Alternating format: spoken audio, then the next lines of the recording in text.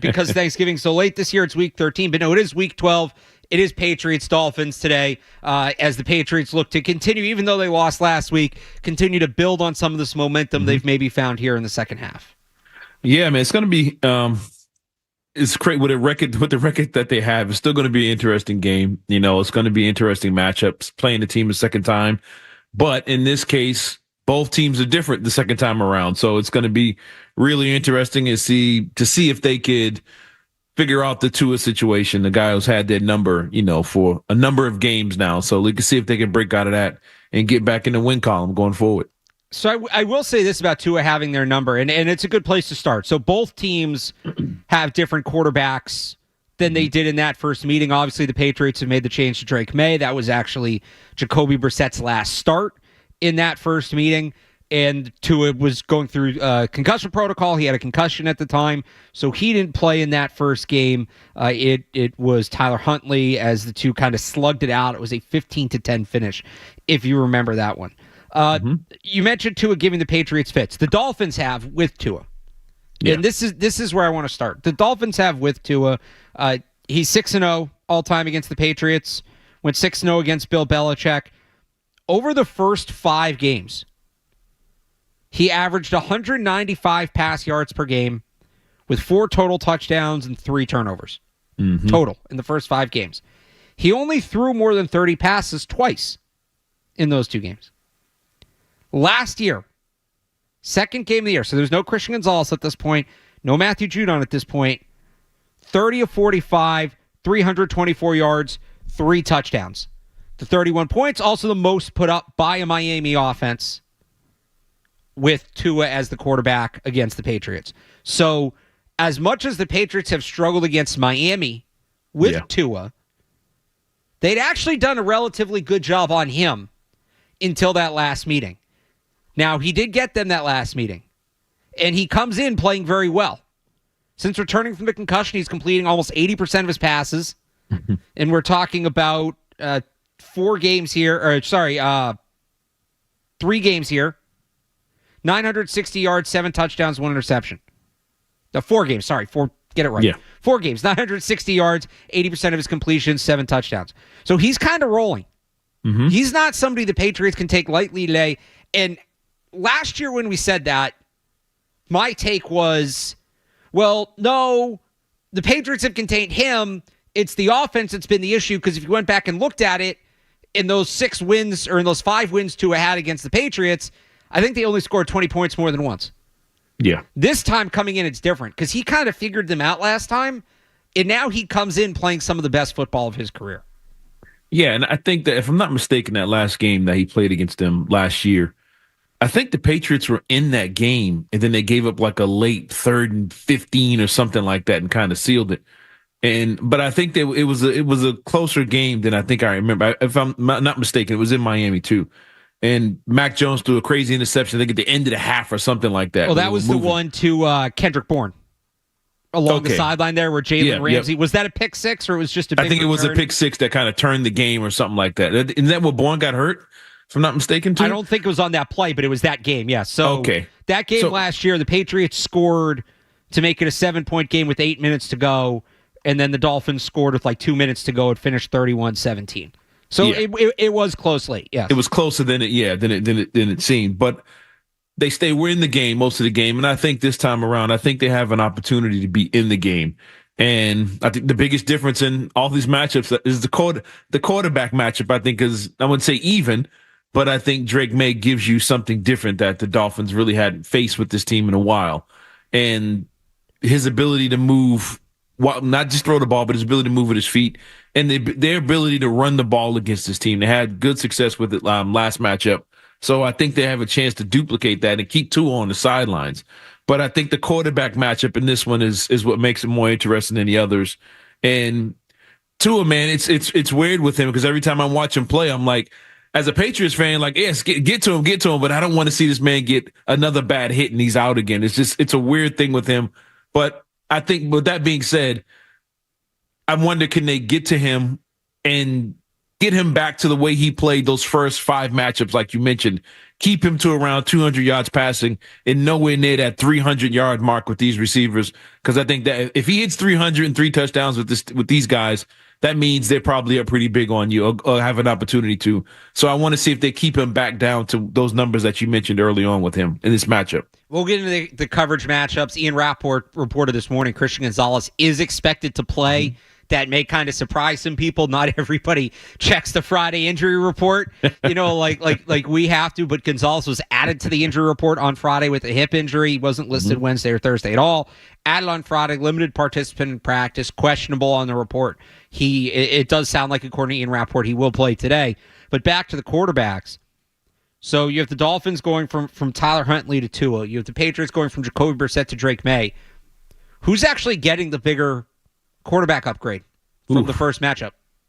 Man, that's a good question, man. I'm gonna have to say Miami, simply because they have a rhythm, they have a timing when it comes to him and those receivers, and the way their offense looks totally different when he's there, when he's not, is incredible. I mean, it's they're one of the best offenses you've seen in a long time. When he's out there, they can get 30 on anybody, and when he's not, they were the lowest scoring team in the league. They were scoring less points than the Patriots when they had Huntley out there. Right. I mean, it's an amazing drop off. So I think because of their timing and their rhythm with him, with those quarterback, with Waddle and Hill, it just makes a huge difference. And he, in a weird way, I think he unlocks their speed because he hits everybody in stride and rhythm. And when he's out there, teams are on their heels, and I think that opens up the run game. Even though they ran the ball well against the Patriots last time, I think just having him out there, it just makes their whole offense just flow in a smooth, fun way to watch. And it's pretty cool. But look, the Patriots are trying to get to that level. They're still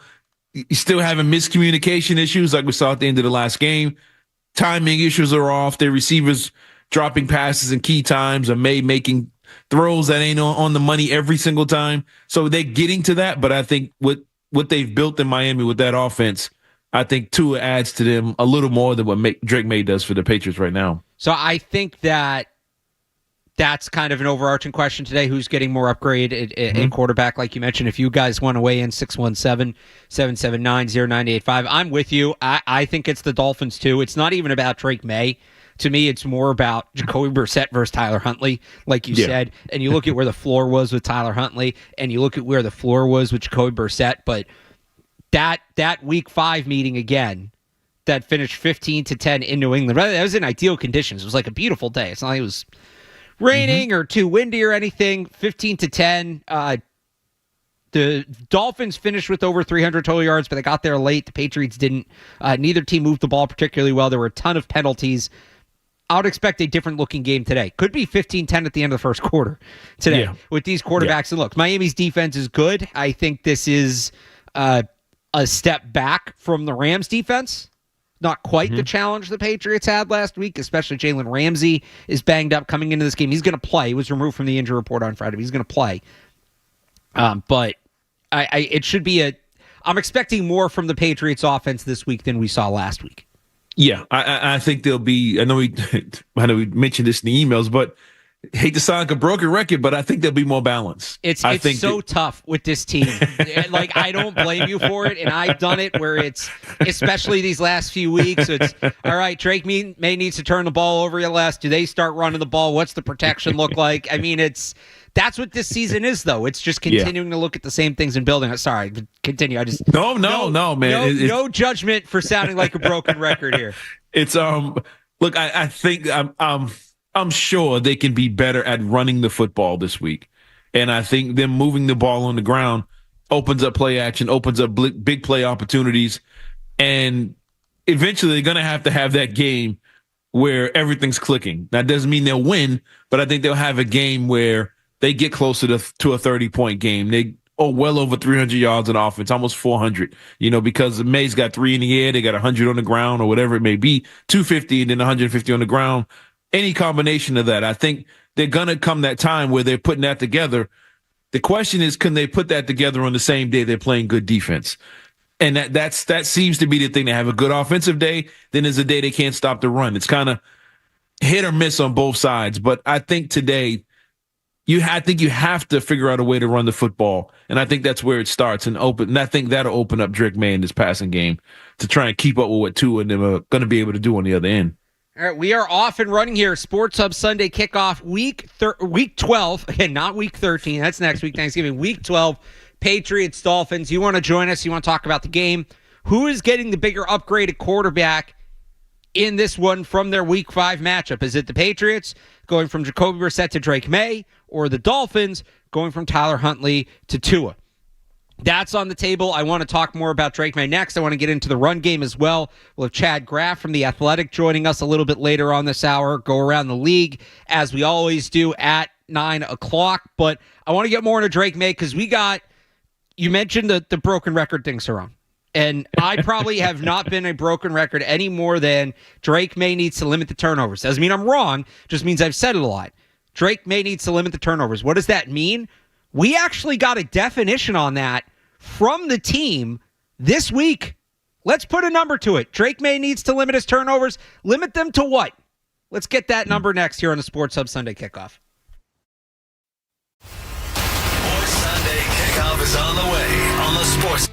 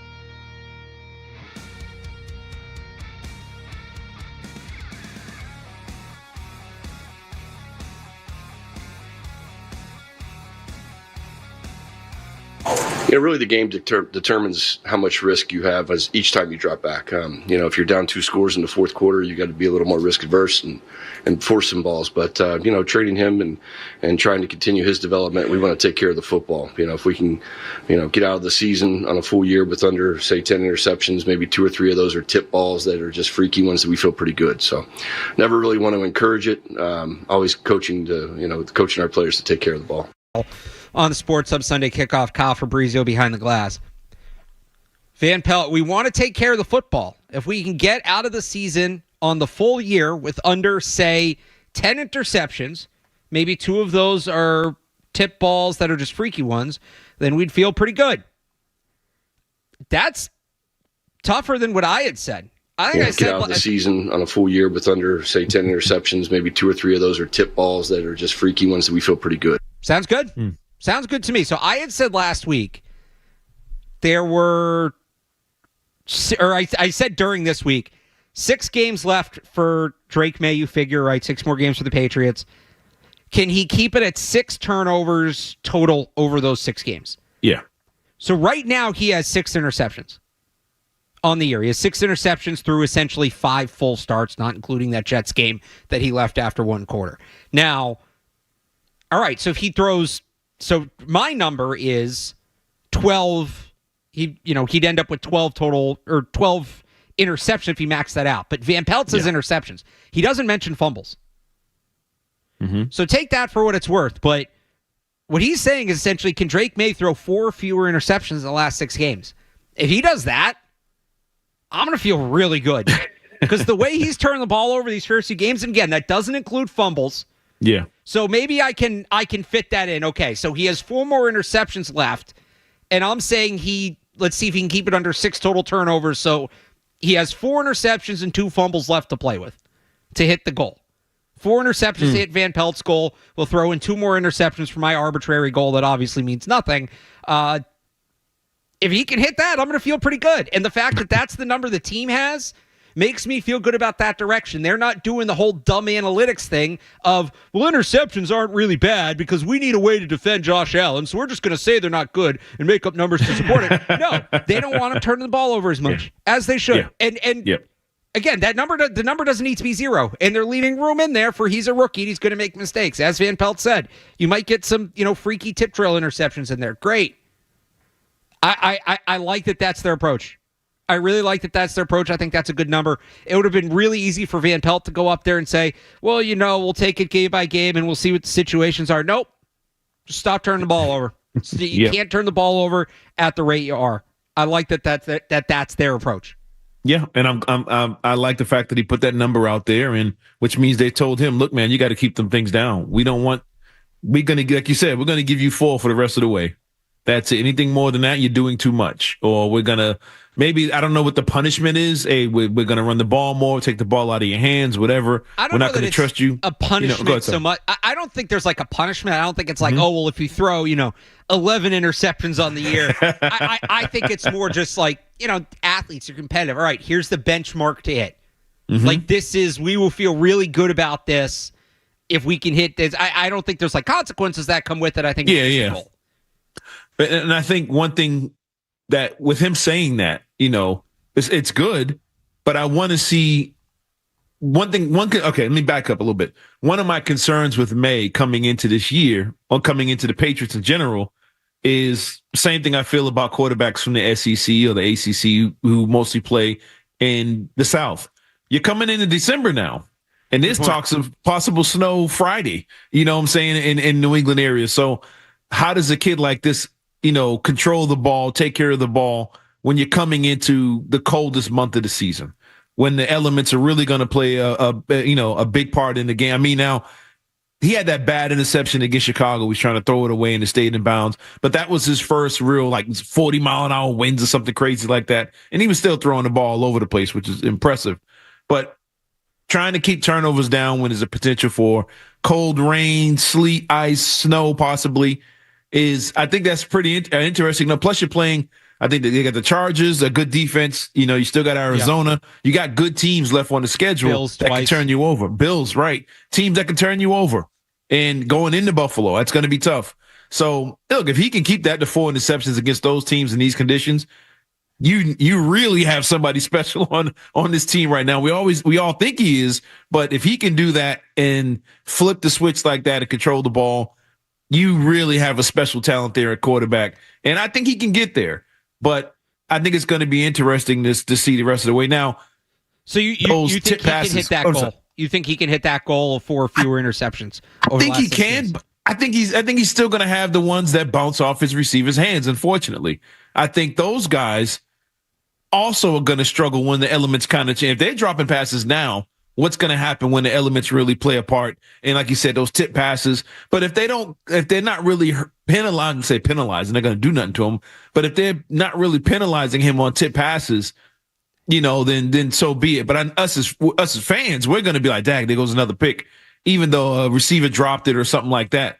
But look, if he can hit that number and control that, man, that's special. But I'm taking it game by game. Let's see what happens today and see if he can control this last probably good weather game he's going to have the rest of the season. So I'm just thinking a little bit more about it now, because it just the way you phrase that, in terms of like, all right, well, what happens if he does get it, if he doesn't get it?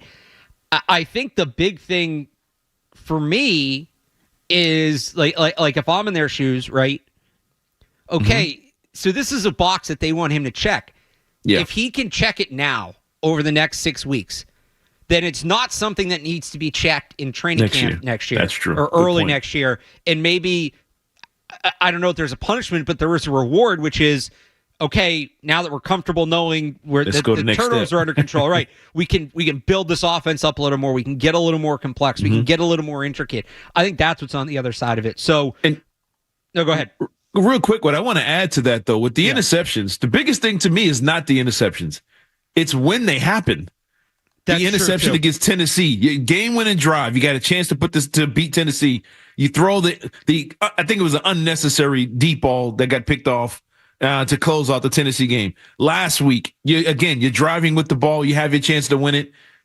Again, you take another deep shot where you kind of probably didn't have to and throw an interception. So if those interceptions in those games happened in the first, second quarter, I don't think they have the same sting to it as they did because they're game-winning drives and they kind of stand out. So to me, the timing of these interceptions, 2-minute offense, trying to do something at the end of the half, trying to do something at the end of the game, I think those ones, they hurt and sting a little more. So I'm more concerned about when they happen as opposed to, I guess, how many. And again, the fumbles too. Right, if he doesn't throw another pick for the rest of the season, but fumbles 7 times, and I'm not saying, but you get what I'm saying. Like that's a thing too. So that's why I think that total turnover number. It was Justin Fields. Justin Fields the last couple of years. That's right. Oh, he didn't have any interceptions, but he fumbled 4 times in the first half. So he Maye won't have to deal with the weather today. It's supposed to be like 80 and typical Miami weather. It's not supposed to rain, so we'll see. It's Miami. You never know. It's not supposed to rain, so we won't have to deal with that. Turnover wise, Miami. Middle of the pack this year. Defensively, they have 9, a little below middle of the pack, 9 forced turnovers. That's 23rd in the league. Pressure rate, they're kind of middle of the league as well, 35%. They rank 11th, so a little above middle of the pack there. What are you looking for from Drake Maye today specifically besides the turnovers? I'm wondering, maybe this is the fan in me, but is he going to have the opposite effect of what we've seen over the years with Brady and any other quarterback, whereas Miami was kind of like, man, it's going to be tough when he gets down there. I wonder, will Maye be the one who's like, oh, this is comfortable. I like this. I love playing in games in the heat. I love these situations. It's that, again, the SEC, ACC thing on the flip. Like, oh, I like these conditions. I can throw the ball with the Cowboys, with the sun in my eyes and, the sun in my back, some heat. And I'm wondering, will he have big success down there against his team and feel more comfortable playing down there? And I hope he's loose. I hope he's comfortable against his team and goes out there and give 275 yards, limit the interceptions. If they can win the turnover battle and if he can control the ball, like I said, 2 passing touchdowns, maybe 1 on the ground. If he does that for this team, I'll be happy. And I think they'll have big success because I do believe they're going to be able to move the ball running the football. So if Maye can give you those, like I said, 250 to 300 yard game, I'll be more than happy with that. But again, can't turn the ball over, can't have that timely turnover in fourth quarter that kind of buries your team. And I think he's going to have a decent. That doesn't mean they're going to win, but I think Drake Maye is going to have a pretty good game today. So Drake Maye did play at that stadium once in college. Played at Miami in 2022, October 8th, so not as late in the year. 19 of 28, 309 yards, 2 touchdowns, 2 picks. Ran the ball 4 times for 53 yards. So some mixed results there. North Carolina won that one 27-24. I'm looking for, and I guess this isn't so much from Drake Maye. Like, we'll see if this happens today. He's had, and I thought last week was the biggest example. It's been a thing pretty much since he took over. Yeah. He's been so good, and the tight ends have been so good at kind of being on the same page. And when things are breaking down and there's pressure or nobody's open, Hunter Henry just kind of getting to the sticks, finding an open spot, and being available as an easy option for Drake Maye. That's been money for the two of them for the last 4 to 5 weeks. And it's only a matter of time until some defense comes up and says, we're going to take that away and we're going to force this kid to beat us over the top. I think right now they're comfortable with letting him take checkdowns, but he started to show he's willing to do it. Yeah. So I want to see if today is the day that Miami steps up and says, we're not going to let Hunter Henry, kind of sneak around underneath at the sticks. We're not going to let Austin Hooper sneak around underneath. We're going to pay attention to these tight ends and make him beat us, specifically throwing to these wide receivers. It's obviously a test for the receivers too, as much as it is for Drake Maye, but this is always a test for a young quarterback. Somebody's going to emerge early as the binky. Somebody's going to emerge early as the safety valve, and it, to me, is clearly right now Hunter Henry. What can Drake Maye do when Hunter Henry's taken away? If the Dolphins are like, if I'm the Dolphins, that's a smart thing to do. I'm not letting Hunter Henry I'm not putting Jalen Ramsey on him, but it's also like, all right, we're not just leaving this guy open alone underneath. And real quick, I know we got to take a break right quick, but what you said about him and the tight ends and Hunter Henry, I don't know why my mind went there. I instantly started thinking about the draft and what would he look like with a young, faster version of Hunter Henry? Like, if he really is that locked in with tight ends. You talking Bryson Nesbitt here? I'm just saying, man. I'm just. I know it's a little early. I know it's a little early for that, but never too early do the draft on this show. What would he look like with a younger, faster version of Hunter Henry if he's really turning those 15-yard catches into 25, 30-yard catches? I'm just already looking ahead at that. I don't know why, but I think that'd be interesting. No, look, Hunter Henry's been really good. He's having one of the best years of his career. I'm not rushing the guy out the door, but tight ends, it's interesting you bring that up because tight ends traditionally, like when you look at the trends in the draft, tight ends have what's the right way to phrase this? Tight ends have the lowest rate of production year one that like end up being good. Like wide receivers, it's almost always, if you're good year one, you're going to be a good player. If you're not good year one, you're not a good player. Like Kayshon Boutte, and he's hardly a superstar, but even what he's doing is kind of an anomaly compared to his well, he didn't really have a rookie year, so maybe he's different. But like even some of the great tight ends in the league, you look at a lot of them, they weren't like big time players. You don't really see that many breakout rookie tight ends. That's part of the reason what Brock Bowers is doing is so incredible. Incredible. It usually takes a year or two for a tight end to develop. So, Hunter Henry's got 2 more years left on his contract. He turns 30 years old next week in 2 weeks, December 7th, next Saturday. So you do want to start thinking about his replacement, but you don't necessarily want to replace him with a rookie because that guy's not going to get going right away. So I think it makes a lot of sense, and it's a good tight end draft for the Patriots, day 3, grab a guy that's maybe a little more of a project, but that's okay. Because you still have Henry. Yeah. Right. He becomes the tight end too. He takes over for Austin Hooper's in a contract year. You're not asking for a ton from him. And then when Hunter Henry's contract's up, well, now you've had this guy developing behind the scenes. Now he's ready to go. And you look at guys like Travis Kelce, you look at guys like George Kittle, a lot of the top tight ends in the league right now, that's kind of the model of how they came up. Yeah. Kittle wasn't a big factor year one. Kelce and their day 3 picks, all of that. The Patriots should be looking at tight end this year because to bring it back to the point, tight ends are going to be a big factor with Drake Maye as long as he's here. So making sure you have somebody in the pipeline, I think, is smart. We'll ask Chad Graff maybe more about that and talk to him about today's Patriots-Dolphins matchup next here on the Sports Hub Sunday Kickoff. More Sunday Kickoff coming up on the Sports Hub. Tune in to the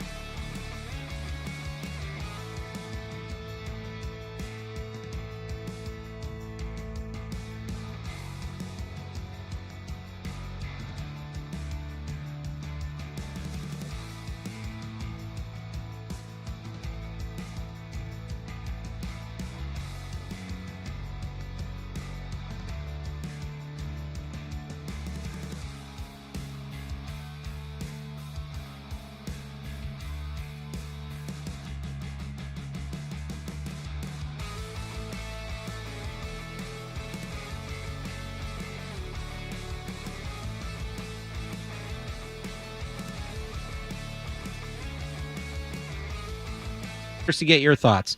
We've gone from Jacoby Brissett versus Tyler Huntley to Drake Maye versus Tua. Which team gets the bigger upgrade at quarterback from the first matchup?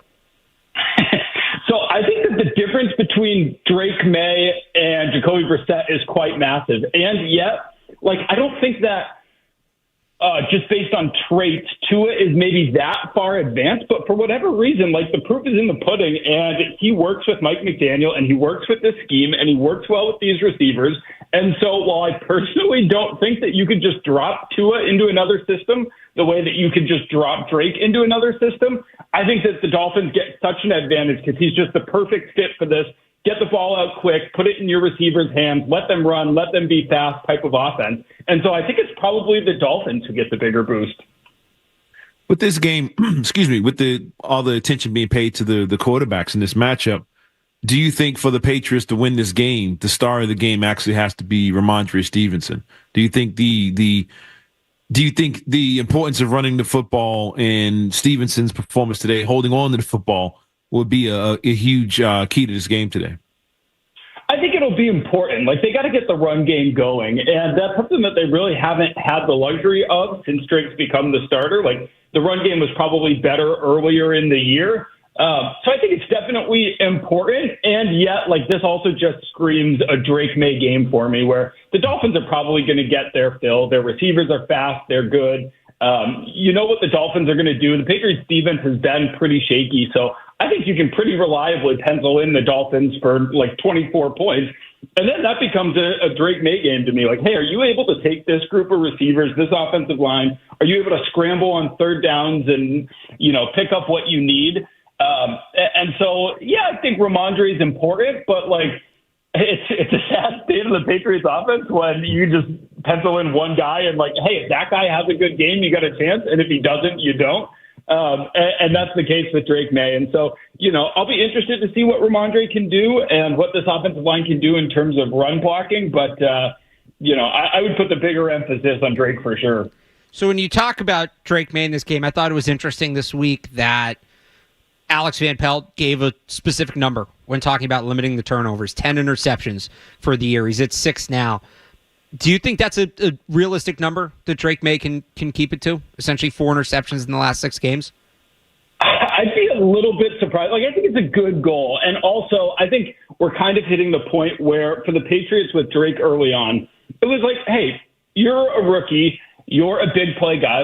We'll worry about the turnovers when we get there. But, I don't want to take that away from you right now and make you play in a shell and be too scared to make certain throws. So I think it was the right approach to not really be too concerned about that. Have your teaching moments when he throws the bad interception when he claims he was trying to throw it away and just didn't put enough under it. That's definitely a teaching moment.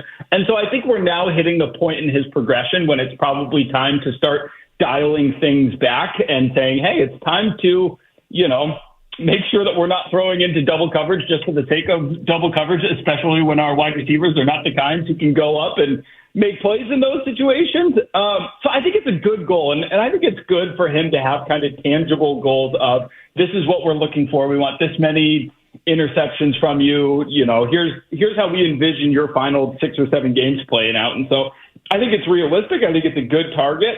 But we'll just see what happens, I guess.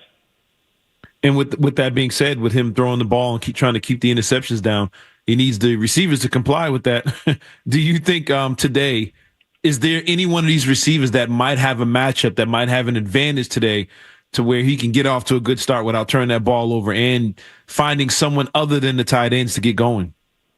Yeah, so I think that Alex Van Pelt, I don't know if this is controversial or not, but I think that he's really improved as a play caller as this has gone on. I think you can see him starting to set up more things. I think back to the Marcus Jones and using him as a decoy. And, the first time he comes out, you hit him, and all of a sudden the defense is looking around wait, who's 25? What's going on? And then they trot him out, a drive or two later, and the defense quickly keys in, hey, 25's right there, 25's right there.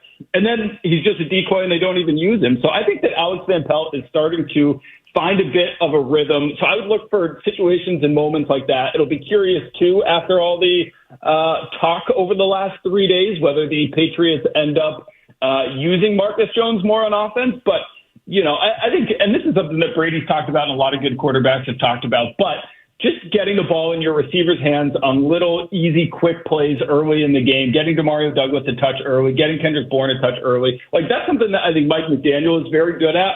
Hey, Tyreek, we need to make sure you're engaged. Here's a ball early on. Go crazy with it. So, yeah, I would look for Demario to get a touch early. Along the Marcus Jones thing, again, we're talking to Chad Graff. He covers the Patriots for the Athletics. All the hoopla this week about Alex Van Pelt not knowing that he played offense until Jones texted him last week. Do you think we see some more of that? Do you think we see them build on Marcus Jones on offense in this game? This is tough. Frankly, I kind of think it's an indictment if you don't. Like, it's been proven 2 years ago that it worked. You proved it last game that it worked.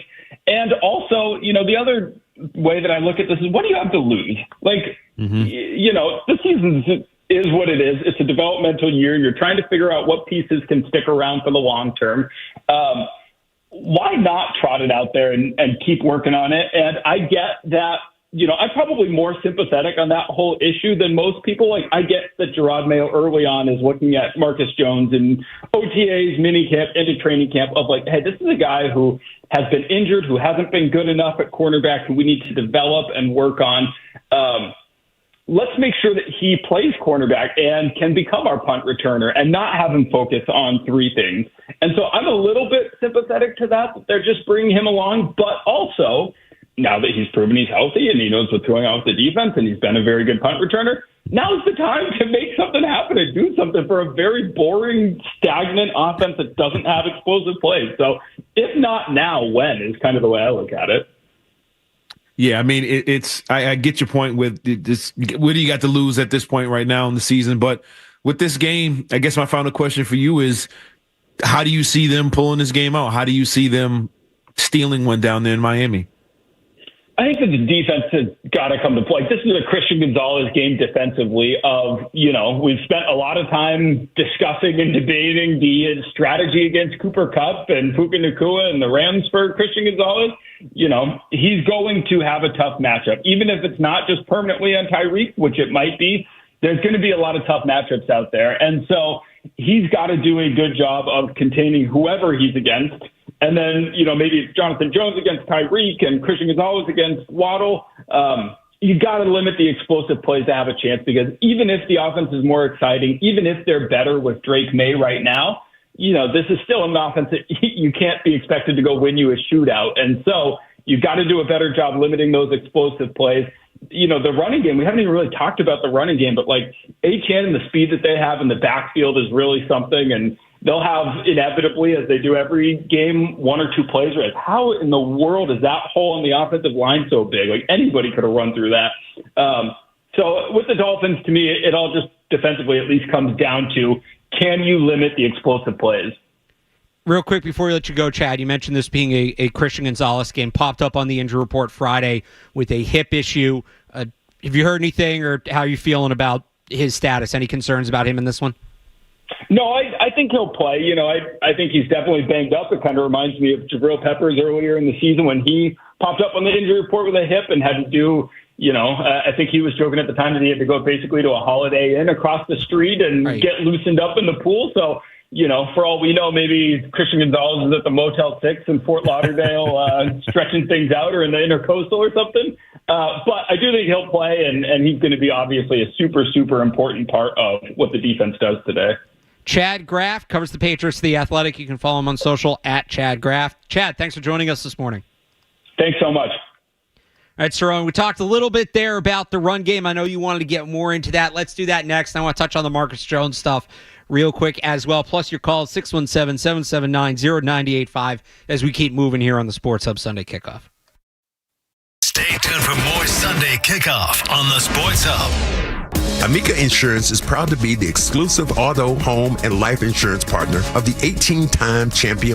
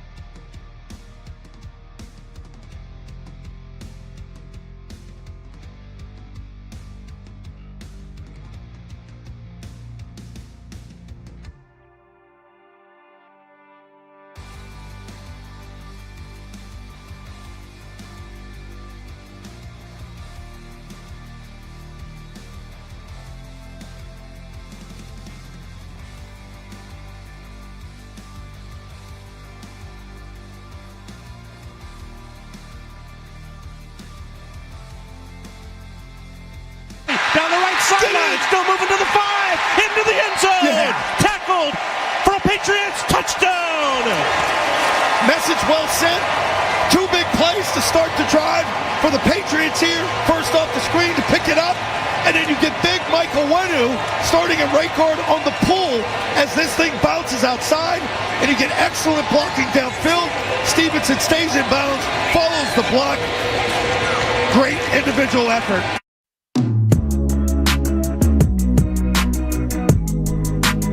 Moving on here on Sports Hub Sunday Kickoff, Alex Barth, Cerrone battle, Kyle Fabrizio behind the glass. Thanks to Chad Graff for joining us. Boy, do you remember Cerrone when the Patriots' run game was a strength? Remember take them to the hill? When we thought this was going to be their whole identity. Obviously, the Patriots they've actually run the ball better the last few weeks. It got really bad there for a minute. They rebounded it. I think they averaged over 4 yards per carry last week for the first time in about a month. But that Miami game, coming out of the Miami game, we felt real good. They averaged a franchise record 7.9 yards per carry on the ground in that one. Remember, the big takeaway after that is they ran the ball all day.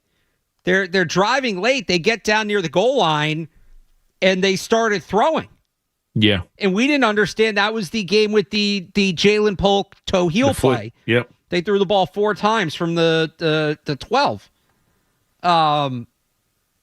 Can they find that again? Ramondre Stevenson specifically was really good in that game. 12 carries, 89 yards, 7.4 yards per carry. Again, the Patriots averaged 7.9, which was a team record for a game. Now, Stevenson has since he suffered that foot injury. He hasn't looked quite. He only missed one game. And it was actually the next game after that. He hadn't looked quite the same since he returned. He probably had his best game since last week. I think last week he looked more like he did in the first month than he has in a long time. So is this the week the Patriots get their ground game going again against the Miami defense that isn't great against the run, not bad, 17th in the league, 4.4 yards per carry? Do they get it back this week? I think they have some injuries up front. I think it was the Campbell who's not even practicing during the week right now. Right. So I think they have opportunities where they can gash this team. And I think Gibson had a good game that last game too. I think overall they just ran the ball pretty well. And that's without a quarterback who can run out there and lead the team in rushing if he really has to. And I think it's something I think they need to focus on in this game in particular. If you can move the ball against this team, not 7.9 yards a carry. If they do that again, I think they're going to win it. But get over 4.5, 5 yards a carry against this team, I'd take it. But I want to see the amount of carries up. I want to see 25, 30 attempts, mainly because it keeps the Dolphins offense on the sidelines. It keeps them over there standing there watching long drives, no turnovers, no fumbles from these running backs. Long, sustained drives that don't end in field goals, get inside the 5 and get in the end zone. And I think they should be able to run the football. Since you can run the football, I think they should and do it often. And I think the threat of Drake Maye now in the passing game, remember, they did this when everybody in the stadium knew that Brissett wasn't going to throw for 300 yards and throw it downfield. So they were stacking the box, and the Patriots were still able to run the football. I think in this game here, with guys a little leery of their passing game now, with Maye being out there and things looking a little different, I think the running lanes will be open for this. Then the offensive line have to do their job, but I think the running lanes will be open for this Patriots team, and I think they have to stick with it and get 25-plus carries, I think, for them to win this game. And last week we saw Marcus Jones get involved in the run game. We just talked about this with Chad Graff from the Athletics, so maybe they build on that. That was a big story this week. So if you missed it, the Cliff Notes version on Thursday, Alex Van Pelt was asked about what led to Marcus Jones getting involved on the offense side of the ball finally, and he basically said, Marcus Jones texted me, and then went on to basically say he didn't know Marcus Jones had an offensive background, which Jones has been doing since college. And that was followed up. Gerard Mayo and Tyler Hughes, the wide receivers coach, both yesterday kind of talked about, he's coming off the injury and he is primarily corner. We wanted him to focus on that, so it didn't come up. Jones himself he's been saying since 2 off seasons ago that, he's primarily a corner. That's what he is. That's what he wants to do. He'll help out on offense, but he wants to focus primarily on corner. Yep. So I know, Alex Van Pelt got questioned for this. I do get it. I do find it kind of weird that he never even stumbled upon it. Yeah. Like, that was a big story when Marcus Jones was playing offense for the first time. I get maybe he wasn't grinding the 2022 tape. Most of those players aren't here anymore, but he takes that touchdown, whatever it was, 70-something yards against the Bills. Patriots pull off what was one of the upsets of the year. And for that to kind of get away from him, that surprised me. I don't hate the logic behind it.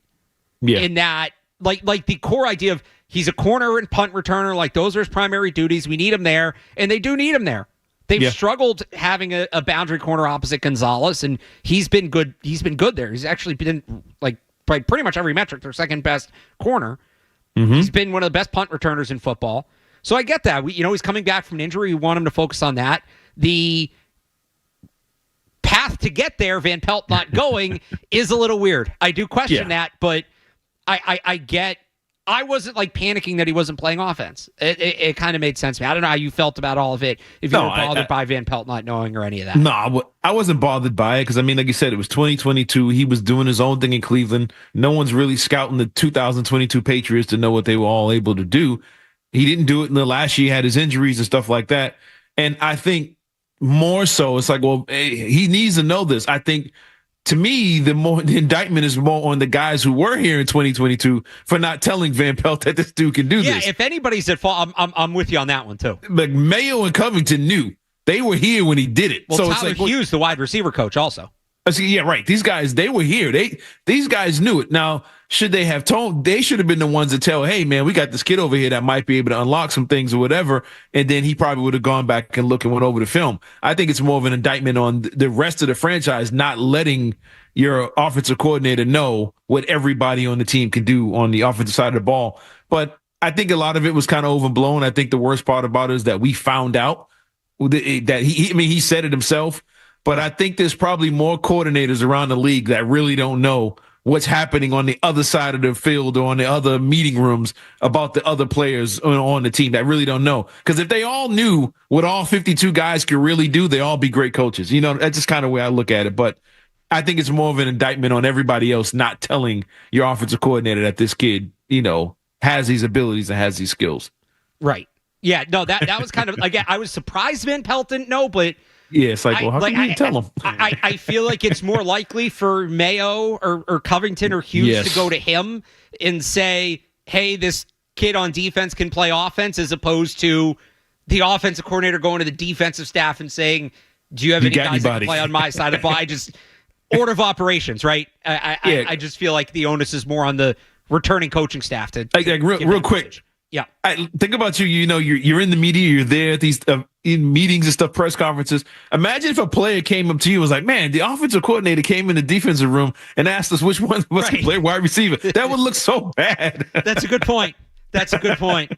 So you want to weigh in on that? 617-779-0985. We want to talk Patriots-Dolphins today. We are going to take our weekly look around the league. Week 12 next after these headlines. 90 seconds, no commercials here on the Sports Hub Sunday Kickoff. WBCFM and HD Boston. Patriots! From the opening kickoff to the final play. Touchdown! Your home of the pass. Yes. 98.5. The Sports Hub. Beasley Media Group Station. Sports Hub headlines. It is Week 12 in the NFL. The Patriots are on the road taking on the Miami Dolphins. It's a 1 o'clock kickoff. Pregame coverage starts at 10 o'clock right here on 98.5, the Sports Hub and the Patriots Radio Network. Christian Gonzalez expected to play in this game for the Patriots, according to Ian Rappaport. Gonzalez, if you missed it, was a late addition to the injury report on Friday. He's dealing with a hip injury and was listed as questionable. Christian Barmore listed as questionable, is also expected to play as he continues to ramp back up from that blood clot issue. Chaos in college football yesterday, the penultimate week of the regular season.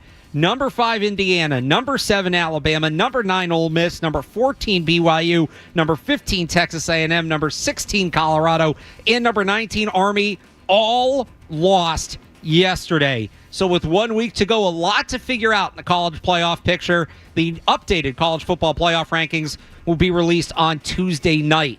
The Bruins have won 2 games in a row. They beat the Detroit Red Wings 2-1 on the road last night. Brad Marchand and Justin Brazeau, your goal scorers. Jeremy Swayman stopped 19 of the 20 shots that came his way in the win. And the Celtics, they're in action this afternoon, hosting the Minnesota Timberwolves. Coverage begins at 3 o'clock on our sister station, 105.7 WROR and the Celtics Radio Network. Sports Hub headlines are brought to you by Eastern Mass's leader in drain cleaning and pipelining, Drains by James. Slow drain, clogged drain. You need to contact Drains by James today at drainsbyjames.com. I'm Alex Barth on Boston's Home for Sports, 98.5 The Sports Hub, your next update during Patriots pregame. If you've got the app, you've got Toucher and Hardy to wake you up no matter where you are. Or who may or may not have been to jail. Get the app. The 98.5 The Sports Hub app. Alex Barth and Cerrone Battle are here. Talking football every Sunday morning with the insiders and with you. It's Sunday Kickoff on 98.5 The Sports Hub. Pick a target. You pick it. Take your pick. Pick me. Pick me. I did not pick. There was no pick. Pick him up. You pick him up. Pick. I pick.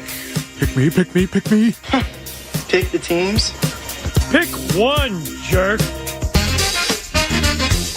Week 12 in the NFL. We're going a little late here. There are 6 bye weeks, so maybe that helps. But let's get right to it. Cerrone will start on Thursday night with the Browns and Steelers. And then bang, bang, back-to-back drives with turnovers. And I'm just like, oh, my gosh, like, this is really an NFL's film moment. It was an NFL Films moment for Jameis Winston. The best quote in the National Football League. He was also the winner. Cleveland takes this one 24-19. My take isn't on the game, Cerrone. It's on this. All these nerds, all these losers that say football should be played indoors and the elements don't help the game, it hurts it. There's a whole league based on the idea of playing football in arenas. It's called the Arena Football League. Go check it out if that's what you want. I can't believe we've come back to this conversation. That was beautiful on Thursday night. That is what this sport is. Outdoors, in the elements. You want to be a good team, be built to win in December as well as you're built to win in September. Yes. Less outdoor stadiums, less turf. Less indoor stadiums, less turf. Give me the outdoor stadiums. Give me natural grass. Let's play football the way it was intended to be played. It was amazing to watch. I had no idea it was like that. I wasn't really interested in the game, and then I saw on Twitter and I turned to it. If that would have been in 4K, I might have started crying. That was beautiful to watch. Well, did you see there is a clip from NFL Films of Jameis's touchdown run that is in like that cinematic 4K? Oh, have you not seen that? No, I haven't send yet. that to you. It was, you might cry. I would love to see more stadiums. I want to see Minnesota outside, Chicago. Buffalo doesn't need a dome. You need grass. It adds to it, and it adds to how you build your team and the strategy going later in the season. I think that's football and the way it should be. And there's a reason why dome teams went so long without winning the Super Bowls, because it's a disadvantage playing in those type of situations. I just sent you the clip if you want to check it out. I will. Awesome. But let's move on here to this week, and we start with the biggest spread of the week, which for the second week in a row belongs to the Kansas City Chiefs at 9-1, visiting the 3-7 Carolina Panthers. I don't really eat vegetables like this. What? You eat like pizza? Yeah, and like I just started eating asparagus. Another great quote in the NFL. He's not Jameis Winston, but Xavier Legette is up there. Chiefs trying to bounce back from their first loss. 11.5-point favorites at the Panthers. Yeah, I think this is going to get ugly, and I added Worthy to my fantasy team about 15 minutes ago. So, yeah, this there you go. This one's over with early. I expect the Chiefs to cover this one. All right, the lowest total of the week is between the 8-2 Minnesota Vikings and the 4-6 Chicago Bears. The Bears are who we thought they were. 39.5-point total. Minnesota 3.5-point favorites on the road in the division. Oh, give me the Chiefs in the last one. I forgot to say that. Yeah, I mean, I'm not sure what the weather is, but it's been bad up there. And a dome team, again, back to this outside in the elements. I want to see what they look like when they go at Chicago, but I think Chicago's got the issues. Caleb Williams hasn't thrown a touchdown, I think, in 3 or 4 games or something like that. So give me Minnesota, but I got to check the weather on this one, so I think it's going to be pretty interesting. It's actually not bad. So okay. It's 39 right now. It's supposed to get up to 50 right around kickoff. Oh, okay. Well, they're fine. No precipitation, a little bit of wind. So I don't know that that's a massive weather game, but I'm taking I don't think it is. Oh, yeah. Let's go to the AFC South, where the 7-4 Texans host the 2-6 Titans, 2-8 Titans. Will Levis, quarterback at the University of Kentucky, and I have been known to put mayonnaise in my coffee sometimes. He does put mayonnaise in his coffee. He also eats bananas without taking the peel off first. That's a little strange. Another weird Will Levis thing. Texans can start to run away with the division. They're 8.5-point favorites today. Yeah, I think they win this. I don't think Tennessee's trying to win any more games right now, so I give me the Texans to cover this one. I've said this. I think the Titans are the worst team in football. I think they are. Give me the Texans to cover that significantly. Highest total of the day, not of the week, of the day, expecting 50 points between the 9-1 Lions and the 5-6 Colts. In the upper quartile of winners, we're in the top quartile of that upper quartile. Lions 7.5-point favorites on the road. 50-point total, though, with Anthony Richardson. Seems like maybe they're buying him bouncing back. No, I think they're buying the Lions to score 42 points. Or that. This Lions team, man, so far, man, this team is amazing. I got the Lions. I got the Lions big. I know people are big on Richardson's game last week. I think it's more... I think that was a little better than expected, but I think him trying to press against his Lions team to keep up forces him into those bad turnover habits. So I think I got the Lions big in this one. I'll take the Lions as well. Patriots-Dolphins we'll get back to. I'll tell you the Dolphins. Kyle, you print this morning? As of this morning, 7.5-point favorites. Then we have in the NFC the 4-6 Bucks at the 2-8 Giants. So I know we just put out a statement releasing Daniel. Wish Daniel the best. He came in this morning, had a meeting with Mr. Mara. Did you hear Daniel Jones' actual note to Giants that he read? No. And so I know this got some heat because L. Duncan on ESPN made fun of it. That's less the takeaway for me. If you go and listen to Daniel Jones' actual speech, somebody screams in the middle of it. And I have no idea what's going on there, but it's about 50 seconds in. Go check it out. It was something. Anyway, with Tommy Cutlets back under center, Giants 6.5-point underdogs at home against the Bucks. Yeah, I think they're in a situation like the Titans. I don't think they're trying to win any more games the rest of the way. So give me the Bucks in this one, who are still playing hard, even with their injuries. And I think Mike Evans is slowly making his way back. So give me the Bucks in this one. I think they're going to win it big. If the Giants had gone to Drew Lock, I would tell you the Giants are going to get the boost to the quarterback change, and they're going to upset the Bucks. But going to Tommy DeVito, for all that's been talked about, you've heard me do the tanking rant, Cerrone, about what is tanking, what isn't tanking. It comes from the ownership and general manager level, not from the player level. Starting Tommy DeVito over Drew Lock is tanking.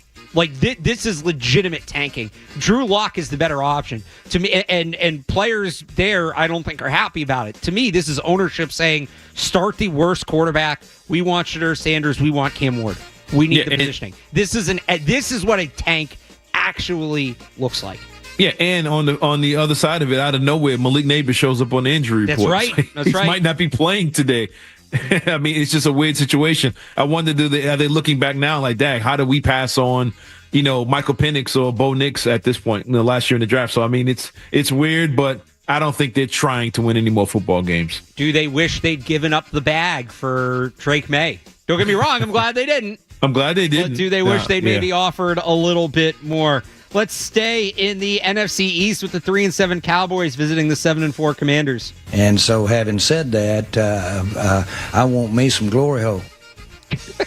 What? Oh, what's that from? I can't remember what that's from. I want me some glory hole. I heard that. That was like over the summer, right? Go put the curtains up, Jerry. Go put the curtains up and help your players out. Jake Paul can get them. They're not going to have to worry about the curtains today. They're in Washington, where the Commanders are 10.5-point favorites. Yeah, look, if Washington loses this game, they're legit cursed against the Cowboys. I mean, they have to win this game. I think they will. The Cowboys are in a really bad spot now, and I think buy-in is gone. I don't think they're going to play that hard. So I expect Washington to win, but I think it's going to be closer than expected. I actually think Dallas covers because it is that division thing. But Washington, but still say they haven't beat a team over 500. The Cowboys are not a good team. This is the kind of team Washington can beat. Commanders win, Cowboys cover. In the AFC West, the 6-5 Broncos at the 2-8 Raiders. MD walks in. He sits up there. He's got the same seats. He absolutely is dialed in at PF Chang's. That was a great hire by Barstool, by the way, John Gruden. Denver, 6.5-point favorites going into Vegas. Yeah, Gruden really loves Drake May, too. That's pretty an interesting one. Give me the Broncos in this rookies. Yeah. Give me the Broncos. Another team who I think is trying not to win a game the rest of the way in the Raiders. But give me the Broncos, and I'm really loving what I'm seeing from Bo Nix. He's quietly having a really good rookie season. Raiders are a mess. Give me the Broncos. And you know I don't usually take the Broncos. That, by the way, is the first game in the 4 o'clock window. Now on to the 4:25 slate. I believe this is the game Tom Brady is calling today. The 5-5 Niners at the 7-5 Packers. I think Brock's playing at the exact same level. I think there's different circumstances around him. Our team hasn't been quite as good. So Brock Purdy will not play today for San Francisco. The Niners 3.5-point underdogs against the Packers. Yeah, give me the Packers in this one, but Jordan Love, man, I think he's throwing an interception in like 8 straight games or something crazy like that. He's really turning the ball over now, but I still think they do enough to beat this Niners team, and they have to win this game. You can't lose it with a backup quarterback out there, and I think Bosa's out as well. Out as well, yep. Yeah, so you can't lose to a banged-up Niners team and think you're going to really compete for the NFC. Kyle Shanahan is the backup quarterback guru. That's what he does. He wins with backup quarterbacks. Do you think they pick up Daniel Jones? It would be interesting. It wouldn't surprise me. And there was that report he wanted to go to a contender. I saw something today. I think it was the Ravens were one of the teams. I don't remember who the other one was. Vikings. Ravens and Vikings.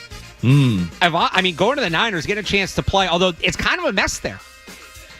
Yeah. Does he want to go there and risk, Brandon Ayuk's banged up, Debo's banged up, McCaffrey He'll blame him for the whole thing. Right. May not be worth it. Into staying out west, the 6-4 Cardinals at the 5-5 Seahawks. They wrote me off. I ain't right back, though. 0.5-point spread, so basically a pick 'em. Geno and the Seahawks, half a point favorite at home. Yeah, the Cardinals are playing good football, man. I got the Cardinals winning this one. I thought the Seahawks were going to be better than they've been, but I got the Cardinals winning this one, man. I think they're playing good football right now. Yeah, I don't like the vibes in Seattle. They're just not good. That team feels like it's backsliding. First-year head coach, is he losing the locker room? I will take the Cardinals in that one as well. Tonight, good one tonight, the 8-2 Eagles at the 5-5 Rams. Once you tease me, you're going. He's a war daddy. You okay, Kyle? What is with these clips? There's a theme in these clips today. That is McVay talking about Puka Nacua. Okay, well, Puka Nacua is back. The Rams are back. 5-5 record doesn't, I think, articulate exactly where the level that team is playing at. Still, the Eagles 2.5-point favorites going on the road to L.A. Man, the Eagles are playing good football, man. I mean, I can't really hate on them right now. They figured out whatever was bothering them the last season or so, but I think they're in a good place. So give me the Eagles in this one. I still think they're as good as the Rams have been playing. The Patriots had a chance to win that game on the last drive, so I don't think the Eagles makes the same mistakes as we saw from New England last week. This kind of feels to me like the game the Eagles should lose, or the game the Eagles do lose. Like, it finally feels like everything's back on the right track, and then it just all falls apart again. So I'm going to take the Rams. I'm going to take the Rams as the underdogs at home. And then tomorrow night, this is the highest total of the week, 51 points, the Brother Bowl, Harbaugh versus Harbaugh, 7-4 Ravens at 7-3 Chargers. Like Moses, I'm gonna die leaning on my staff. Ravens 3.5-point favorites in this one. Yeah, I think 50's high for these teams. I think this is a defensive matchup here. I think they get after it, and I think it'll be a little lower than that. But I'm taking the home team in this one, man. I think the Chargers have been playing good. And I don't think enough attention is being paid toward them. But I think Ladd McConkey, I think he's out, not out, but he's questionable today. But for tomorrow, excuse me. But I think the Chargers still win this game. I think they're a really good football team that's going under the radar. So John is 2-0 against Jim, including that Super Bowl. Take him to go to 3-0. Give me the Ravens, and I say they cover 3.5. Okay. That's So I'll take that. Kicking off Thanksgiving with the brotherly matchup because the NFL, the marketers they are. That's Week 12. 6 byes this week. So good luck to you in fantasy. 6 byes this week. Atlanta, Buffalo, Cincinnati, Jacksonville, the Jets, and the Saints are all off. Set your fantasy lineups accordingly. That's Week 12 in the NFL. We'll get back to the Patriots next year on the Sports Hub Sunday Kickoff.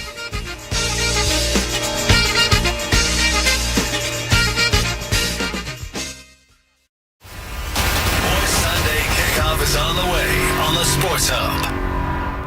Hey, hockey parents, Billy Jaffe here to tell you to keep your players skate sharp all season long with the Spark Sharpener. The Spark Sharpener is easy and safe to use, perfect for busy hockey families on the go. Visit sparkshockey.com to learn more and use the code SPORTSHUB for $50 off.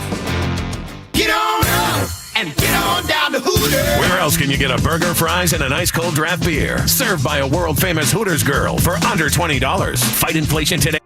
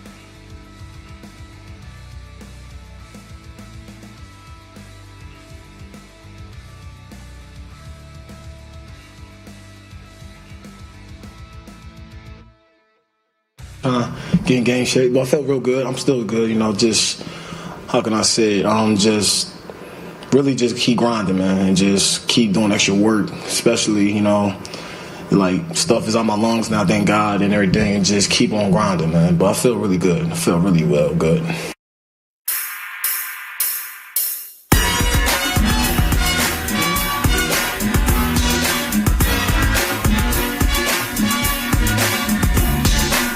Back here on Sports Hub Sunday Kickoff, Alex Barth, Cerrone battle, taking you up till Patriots pregame at 10 o'clock. Cerrone, you saw the Jameis Winston clip? Yes, I did, man. That was that's good stuff, man. That's real NFL films right there. Oh, yeah. That would look totally different if it was in a dome. Absolutely. It would just be, I mean, it was a good run, but it would just be some clip. Yeah. Before we get back into the matchups in this game, Deshaun in Virginia has been waiting patiently on hold. Deshaun, good morning. Good morning to you guys. How we doing? Morning, man. Good. I want to talk about the reason why, the lose streak will continue against the Dolphins. I feel like basically because, like I said, and it sounds redundant, but they don't have enough talent on neither side of the ball, especially, within the linebacker situation, because I think our linebackers are very bad. And I think in order for, a defense to be, a true defense, if your linebackers can do everything in all phases of the game, cover, defend the run as well, which we don't have those guys. We haven't had those guys in years. So that's the reason why I think that we will pretty much we lose this game, not only because Drake May doesn't have enough pieces, but I don't think the defense is talented enough. All right, thanks for the call, Deshaun. I'd say Juwan Bentley has done a better job, or did a good job of rounding out his game more the last couple years. Mm-hmm. Now, doesn't help him today. And with him being out, yeah. His absence has really been something they've been chasing all year. Mm-hmm. They did not have the proper depth behind him. You go back to losing Mack Wilson to the Cardinals in free agency, a guy that wanted to be back here. And Mack, now he's not, an all-pro. He's not the best version of the player Deshaun described, but he is that sort of sideline to sideline 3-down linebacker. So I don't know if that's why they lose today, the primary reason, but their linebacker depth has been exposed all year, and the Dolphins, with their speed, are certainly a team that's built to expose it again. Yeah, and I think I was kind of making the same point. I think he's right. The linebackers have been an issue, especially with them being gashed on the run up the middle. I think it all played apart from Barmore being out at D tackle, then Bentley being out as your linebacker, and then Peppers being out as your safety back there, who was a thumper as well. So with all three of those guys being out at key points of the season is why they just couldn't stop the run. And I think not having Bentley out there is a huge part of it, just in the season overall. And I think it's a position they need to address somewhere in the draft. We're talking draft again, but to find some younger playmaking linebackers. But I think you can get them later in the rounds now. But they do need to strengthen that linebackers room. And I mean, you might know a little more than me, man. Is there any possibility Peppers comes back as that strong safety this season, or is that it for him? Is he done, or do they find it? Is there a way he can play again the rest of the season? Well, he had a court date on Friday, and there's another. I don't totally understand how the process works. I just know he had a court date on Friday. He has another court date on January 21st. Is his next one. So I would assume that means he's not playing again this year. Wow. Just based on that timeline. And I mean, that's just for this. I don't know moving forward. We'll see what happens in court. Yeah. But I wouldn't expect him to be back. But to me, it's about today when you talk about the Dolphins and the defense, it's more about the corners. And you kind of talked about it, Christian Gonzalez, because they can't get, in addition to not stopping the run, they can't get the pressure. Yeah. And you put in the email about getting pressure on Tua, and can that make a difference? I almost feel like this is a good thing for the Patriots in a weird way. So Tua has the highest passer rating against pressure of any quarterback in the NFL this year. And it's not particularly close. He's at, it's 126.2. Joe Burrow's the only quarterback who's even over 100. He's at like 100 point something. He's just over 100. Tua's been unreal against pressure this year.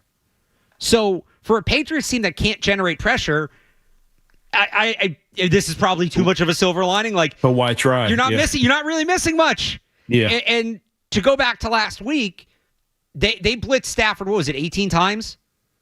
And it didn't work. They rushed 7. They called that zero blitz. Forget the fact that he got the throw off. He got it off from a clean pocket. This is on the touchdown of Cooper Kupp up the seam. That shouldn't happen. So, the way I look at this game, especially if you're banged up in the secondary, Christian Gonzalez maybe isn't 100%. I'm not super worried about getting pressure on 2. It'd be nice. It would be nice, but I don't know how much you want to be blitzing in this game. I would rather have the extra defenders back to handle the speed, to handle the space, just contain Tua, don't let him run around. Getting in his face is not going to throw him off. He just hasn't been that guy this year. It's not to say they should totally give up on it, but if you start aggressively blitzing, just based on what he's done the last few weeks, he's probably just going to cut you up. Yeah. And it kind of goes back to the idea of them stopping the run, something they couldn't do against this team at key points last time they matched up. If you stop the run, you get them in 3rd and long, then you're in these opportunities where you can just rush 3 and drop everybody back and everybody play their spots and make him try and force it between guys. And with Barmore being back, he just had him on real quick, the quick clip. With Barmore being back, a 3-man rush with him in the middle, it's kind of, I wouldn't say it's effective, but it's better than would it be with somebody else. But I think you have to get them in 3rd and long to where you can have those opportunities to say, okay, we're just going to drop guys in coverage. Because if it's 3rd and 2, 3rd and 3, and you do that, they run these draws and that speed comes into it. Now you're getting smoked. So I think you have to keep them at 3rd and long and put yourself in a situation where you can drop 7, 8 guys into coverage and just try and fill all the gaps and make them methodically march downfield as opposed to hitting somebody on a quick slant on a blitz, and there goes Tyreek Hill for 70 yards. I mean, you can't allow that to happen this game today. 617-779-0985. So we keep going here on the Sports Hub Sunday Kickoff. More on this matchup next. More Sunday Kickoff coming up on the Sports Hub.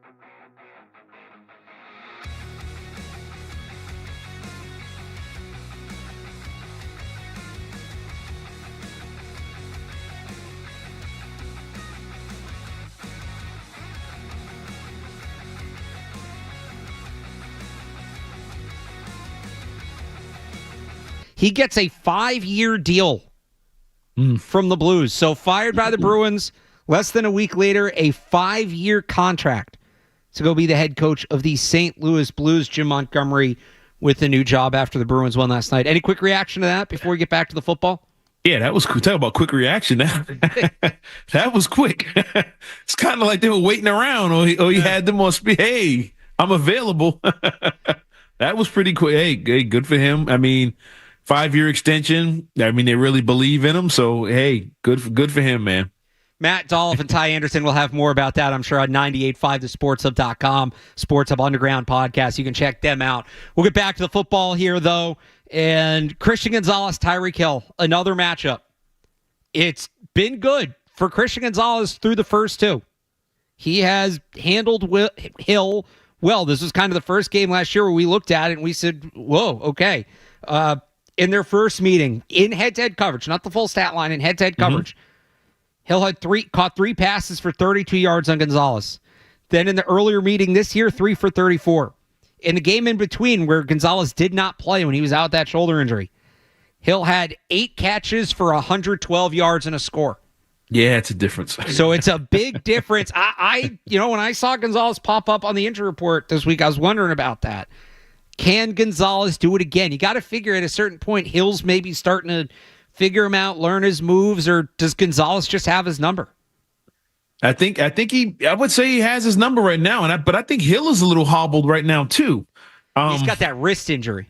Oh, okay, so he's still got the wheels. He's still got as far based on the injury report. There might be something else there, but I mean, it's been an interesting matchup. I mean, I wonder, will McDaniels really challenge him and go after that? Do you want to risk, going that way and forcing some kind of turnover or a big play?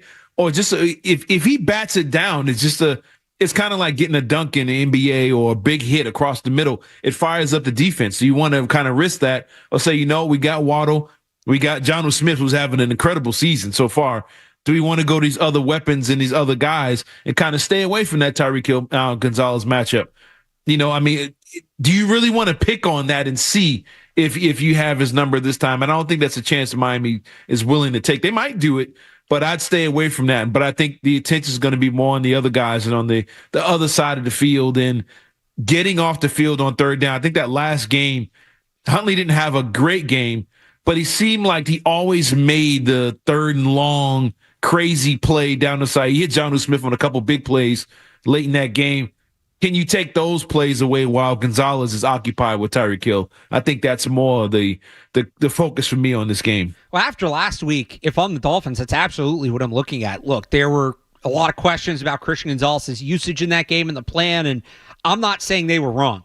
I wasn't a big fan of the defensive strategy, more so the lack of adjustment. You're 3-7. You want to try something, try it at this point, whatever. When it doesn't work, you've got to adjust out of it, and they never did that. That was my biggest gripe, but that aside, I think the undercurrent story there it is Gonzalez's usage. It is the defensive coaching staff and their game plan, but I think it's also they don't have a ton at corner after him. Yeah. And we thought this was going to be one of their stronger positions in camp, but Marco Wilson did not work out. He got cut last week. Jonathan Jones looks older. He looks like he's lost a step. They're not playing Isaiah Bolden on defense. That's one of those adjustments I would have looked to see. I thought Marcus Jones, for what it was, probably had the best game besides Gonzalez of anybody last week. But you just run into that thing too much with him where at the end of the day, he's 5'8".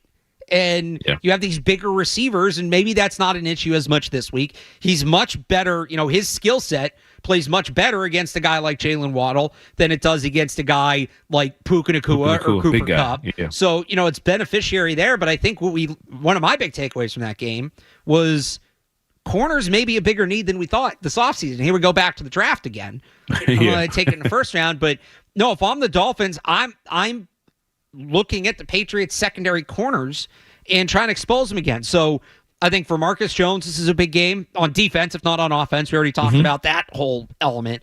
Alex Austin coming off IR. I wish they would have brought him off last week because, the opposite of Jones, he's more built to cover the bigger physical receivers, right, who aren't quite as fast. I wonder if they regret not activating him in time last week. It's a big game for Marcus Jones. We'll see if we see Isaiah Bolden. But yeah, if I'm the Dolphins, I'm attacking the secondary corners. I'm attacking not Christian Gonzalez. And let's not forget the Jonnu Smith revenge game. Yeah. He had a big day against Patriots last time. Yeah, 5 catches for good. 62 yards. I think he's second on the team in yards or something like that. He's up there. Is he? I believe that. I think last week it drove me crazy. I put a couple picture screenshots on Twitter where it was like 3rd and 3, and they had 2 receivers lined up on the left side. This is the Rams, and it was one corner over there, and there was 2 guys. They only needed 3 yards, and it was a quick little pitch and catch first down. I'm like, why are they sagging off these receivers like they're Hill and Waddle, like they're speedsters, and not getting up in these guys and making that adjustment? And they never did it the whole game. And I think, Stafford didn't complete a ton of passes, but it was when I need them, they're there, pitch and catch, turn around and catch it over and over again. But I think this week, because of their speed, you got to give them more cushion. Now, these guys, I don't know if Hill and Waddle like the 5-yard catches over and over again. I think they want to get out in an open field. So I think the way you played defense last week might be better against this team. But again, I think it comes down to what you mentioned earlier, getting pressure this week without sending extra guys and trying to figure out a way to get them off schedule, off platform, or just get them out of a comfortable rhythm. But I was really frustrated last week with the amount of cushion they were giving those receivers, and those guys were it was just so smart and so on time with Stafford that it was just easy. Okay, you're going to give us 8-yard out. We're going to take the 8-yard out over and over again. And it just drove me crazy. So I hope they don't play that type of defense this week against this team. Because if you miss a tackle against one of these guys, they're taking it to the house. Any of them. And they've lost games in that exact way. Remember, it was in the 2022 opener where at the end of the half is Jalen Waddle over the middle and they missed a tackle and he was gone. Yep. Like that play is going to kill you. By the way, Dolphins, only 4 players with more than 10 catches this year. Hill, Waddle, A-Chain, Jonnu Smith. You're right. 3rd in catches, 2nd in yards. To the point of the game, explosive. to the point of the game plan last week, and this is where DeMarcus Covington comes in to me. Mm-hmm. I think part of the reason they were playing off is to deal with the motion, and it gives you more time to react to all the motion. They have been they allowed 18 yards per play last week on plays that involved motion. They have been one of the worst teams against motion defensively this year. The other thing that killed them last week, the blitzing. They blitzed too much, and it never worked, and they never adjusted off of it. So motion and failing to get pressure on the quarterback. That's what hurt them last week. This week, you have the only team that uses more motion than the Rams in the Miami Dolphins, and you have a quarterback that has been impervious to pressure. So a lot of this year has been about, okay, what are guys learning? Are they improving? Is there development? And some of that happens over a longer period of time. Some of that we might have to wait 3 or 4 weeks to get answers to questions. Some of that stuff we're not going to get answers to until the end of the year. This is a unique example where there's kind of going to be an immediate payoff. DeMarcus Covington got pants last week. Now, it was against Sean McVay, who's one of the best coaches in the league, one of the best offensive minds in the league. So I get that. But that was not a good game for him last week. And the 2 biggest things he had an issue with schematically are at the forefront again today. Yep. So this is a great opportunity to see, can DeMarcus Covington take what he learned last week and improve? Or is this going to be a long-standing issue moving forward? I think DeMarcus Covington is right in the spotlight today in terms of looking towards the future, because his defense, even with the injuries, has not been what we thought it would be. It's a good chance for him to show up and show that he's improving and that he is the long-term answer. And that motion you're talking about, it was subtle too. Like they would do the trips left or whatever, and they would just take one of the receivers, and he would just move over 2 yards over and over again, and one of them would come free. And they kept doing it.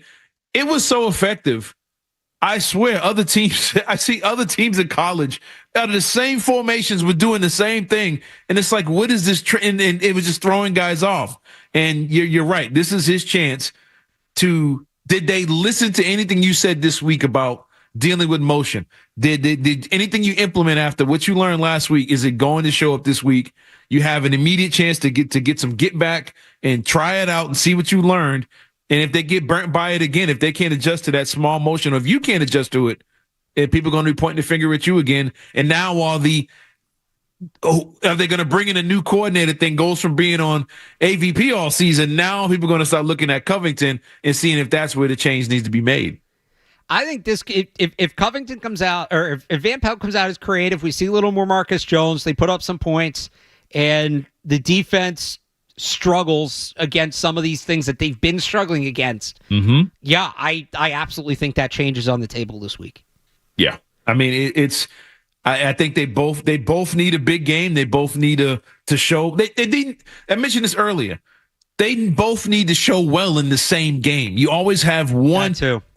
Van Pelt looks great this week. Play calling looks good. Offense looks great. But then the defense can't stop the run, or they can't get off the field on third down. And then the next week, the defense has really got it going. And then the offense is stuck in the mud. They have to figure out a way to be on the same page at the same time. And I think that's a sign of a good team. But I think that's where you have to start seeing. We're looking at the players. We're evaluating them. Okay, it's a 6-week stretch to evaluate the players. I think it's more of a 6-week stretch now to evaluate this coaching staff. Can you guys finally get on the same page and be balanced and good at the same time for the remainder of the season to see what we have going forward? All right, game picks coming up next here. One more segment on Sports Hub Sunday Kickoff. Stay tuned for more Sunday Kickoff on the Sports Hub. Tune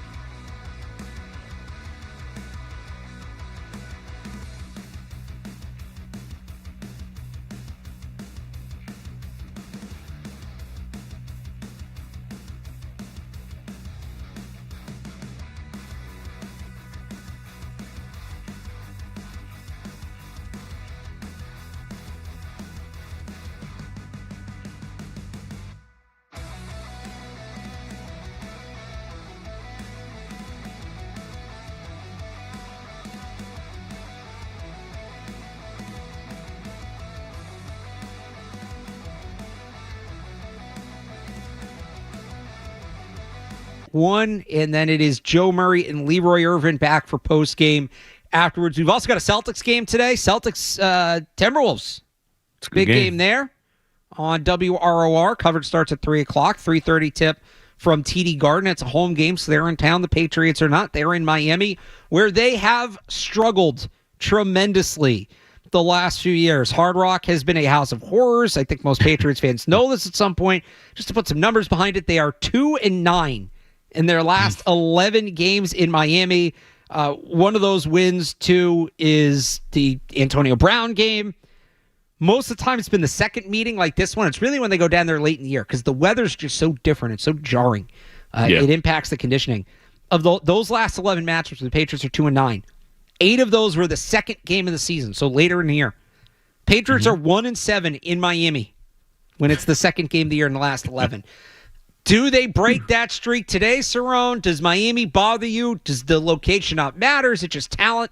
What do you have happening today? I think it's talent. It's the talent, and I think again they play a close game. I think it's an entertaining game today. I expect a lot of big plays. But I think the Dolphins make one more big play than the Patriots, and I think it's going to come in the ground game. I think those speedy running backs, you can contain them, and then boom, there they go for 40 yards or 30 yards, a big play on the ground. I think that's the difference in this game is they just have one or two more playmakers than the Patriots, and I think that's been the story for this team all season. One play short, and I think it continues today. I think the Dolphins win it. I'm gonna go with a higher scoring game, not super high, but like 28-24, something like that. Yeah, I'm kind of around where you are. I think maybe the Dolphins add a touchdown or a score late, maybe a field goal and pad it. I'm going to say Miami, I'm going to go like 28-20. 28-20. I think it is a higher scoring game than last time, but I also think the Dolphins might, play slow. The Patriots are going to play slow. I think they're going to run the ball. I think they're going to shorten the game a little bit as they've been doing. We definitely have seen, even in key situations, how willing they are to run. This is a tough matchup for them for a number of reasons. The skill, the strengths of the Dolphins, how the Dolphins' strengths match up with what the Patriots do and what they don't do. The location as well. Look, they've got some winnable games. I'm not saying I'd pick them, but I think the Colts is a winnable game. I think the Chargers here is a winnable game, as good as they've been playing. This is a tough spot. This is one of those ones you knew from the beginning of the year was a tough spot. If they can just be competitive, if they can keep it close late with this Miami team, and like we talked about in the last segment, you see some sort of growth from these coordinators, which I think that's the big thing today. We've talked a lot each week about looking for the growth from Drake Maye. I think today you're looking for the growth from Alex Van Pelt, the growth from DeMarcus Covington. It's one of those games where you might come out feeling good about the future. It's a tough one. If they couldn't beat the Rams, this is a very similar team to the Rams, but it's a team that's more familiar with them, and they now got to go to their building. It's tough to see how they pull this one out. Yeah, and you got to figure out a way to hold these leads. I mean, they've had a lead, and I think so many of these games might be early or whatever. Get out to quick starts, try and build up something and try and hold these leads. But I think their only saving grace today is it's a division game, and you're familiar with these teams, you're familiar with these players. And that plays a huge part into it, like we talked about with Washington and Dallas later on. It's just these division games can get weird, so weird things could happen, but I'm just basing this off purely on the talent on the field, and I think the Dolphins just have the edge and talent at a few key places, and that's going to be the difference in the game today. Yeah, don't be fooled by the hot start again this week if it happens. Jags game last week, it's happened. So we'll see what this looks like. Again, Jim Murray, Chris Gasper standing by. Patriots pregame coming up next. You can find more of my coverage on 98.5thesportshub.com. I'll have you covered today on social media. Real Alex Barth. He is Cerrone _ battle. Yep. If you missed any of the show, Sports Hub Sunday Kickoff, wherever you get your podcasts. Also on the Sports Hub YouTube channel. We'll also have a new Sports Hub Patriots podcast tomorrow. Until the next one, Kyle Fabrizio, great job as always. We'll be back next week, same time, same place. Enjoy the game, everybody, and we'll talk to you then. Bye.